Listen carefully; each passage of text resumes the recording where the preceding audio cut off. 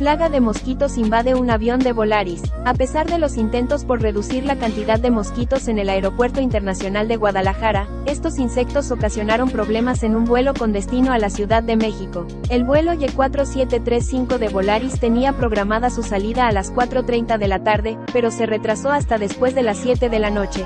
Los pasajeros compartieron videos en las redes sociales mostrando cómo intentaban alejar a los mosquitos con lo que tenían a su disposición, y finalmente, la tripulación tuvo que intervenir. Los videos de este incidente han llegado a medios internacionales, quienes han destacado este incidente peculiar. Cabe mencionar que no es la primera vez que los mosquitos causan molestias a los usuarios del aeropuerto.